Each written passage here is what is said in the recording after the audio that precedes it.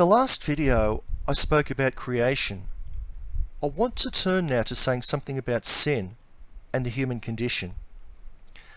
To be created in the image and likeness of God means ultimately that human authenticity is to live in union with God. If we live a life that reflects God, then we are living according to our own being. We live according to our nature as images of God.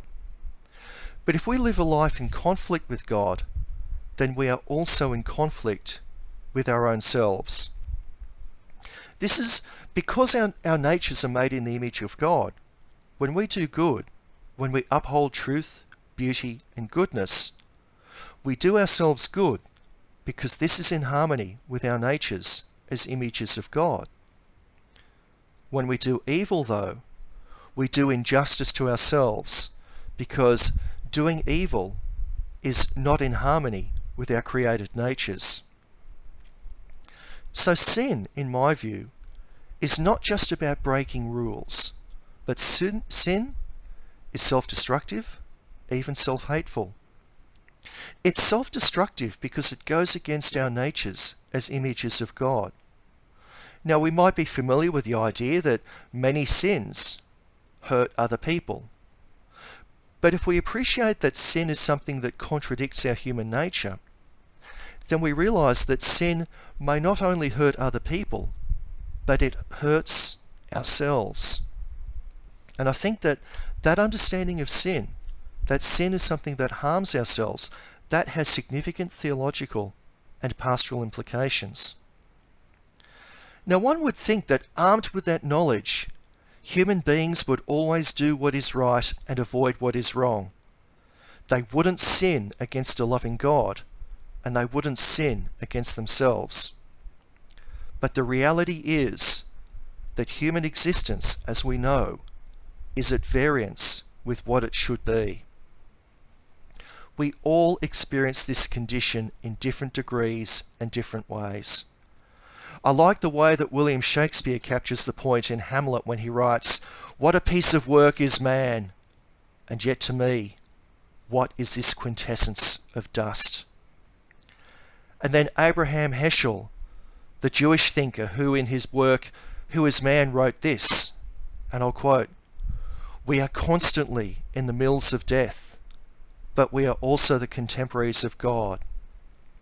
Man is a little lower than the divine," Psalm 8:5, "and a little higher than the beasts. Like a pendulum he swings to and fro under the combined action of gravity and momentum, of the gravitation of selfishness and the momentum of the divine, of a vision beheld by God in the darkness of flesh and blood." In a theological context, we find this experience of self-alienation described powerfully by St. Paul in his letter to the Romans. He writes, "We are well aware that the law is spiritual, but I am a creature of flesh and blood, sold as a slave to sin. I do not understand my own behavior. I do not act as I mean to, but I do the things that I hate. For though the will to do what is good is in me, the power to do it is not. The good thing I want to do, I never do. The evil thing which I do not want, this is what I do." I'd argue that what St. Paul is talking about is the universal human experience. We find that even though we might believe in God, we might even love God and want to do the right thing by God, we still find ourselves often giving in to an irrational, unintelligible inclination to go against God. We find ourselves, in an even more surprising way, finding ourselves radically seduced into finding sinful acts more attractive than living a life in union with God. That to me is one of the most tragic aspects of the human condition, that despite the fact that we know that it is better and healthier in all senses of the word and more beneficial for us to be good, that so often we believe that being bad is more fulfilling than being good. The Second Vatican Council captures this idea of the human condition quite well in Gaudium et Spes, the pastoral constitution on the Church in the modern world. And I'm going to quote the Council at length here. Although he was made by God in a state of holiness, from the very onset of his history, man abused his liberty at the urging of the evil one. Man set himself against God and sought to attain his goal apart from God. Although they knew God, they did not glorify him as God. But their senseless minds were darkened, and they served the creature rather than the Creator. And I really love this part from the Council. What divine revelation makes known to us agrees with experience. And I'll interrupt the quote there to ask you, think about this. What divine revelation makes known to us agrees with experience. How does what Genesis talks about, how does what St. Paul and Vatican II talks about, how do they correlate with your experience? Examining his heart, man finds that he has inclinations towards evil too, and is engulfed by manifold ills which cannot come from his good Creator.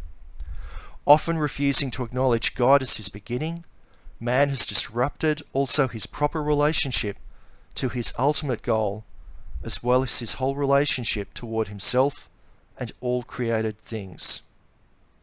Therefore man is split within himself. As a result, all of human life, whether individual or collective, shows itself to be a dramatic struggle between good and evil, light and darkness.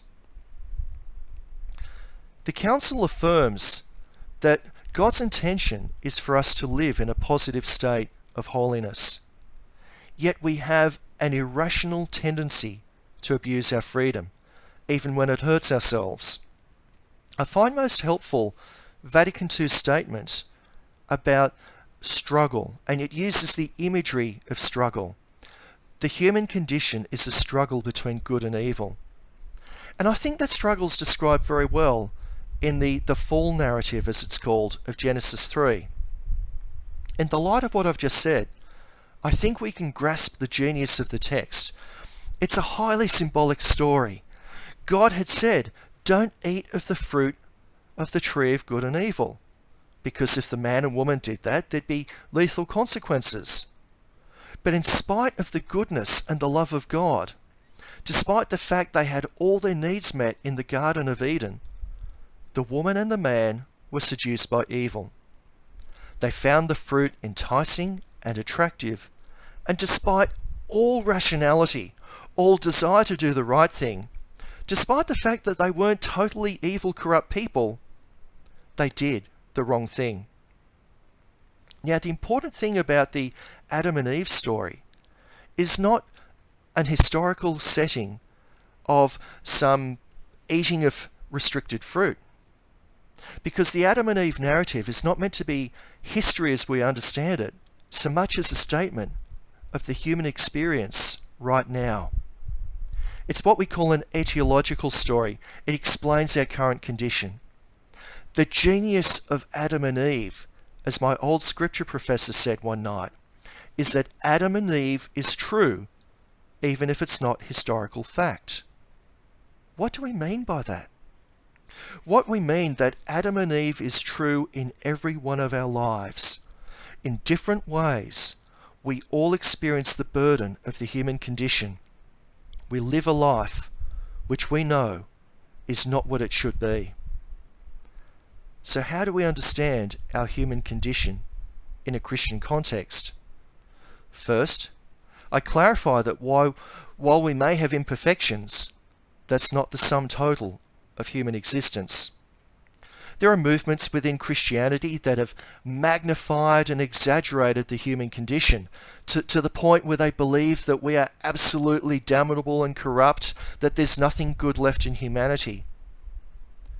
I prefer the perspective of Vatican II that says that there is struggle within us. Vatican II, as I mentioned, calls human life a struggle between good and evil. Yes, we struggle against that which is undesirable. We struggle against that which is evil. But we're wounded by it, not absolutely defeated. Our human condition is imperfect, yes, but imperfection cannot totally cut us off from the love and mercy of God. I mean, only the most radical act of personal sin can do that. So could I try to express what I've been saying in one word? The human condition is ambivalent. We vary, we waver, we struggle.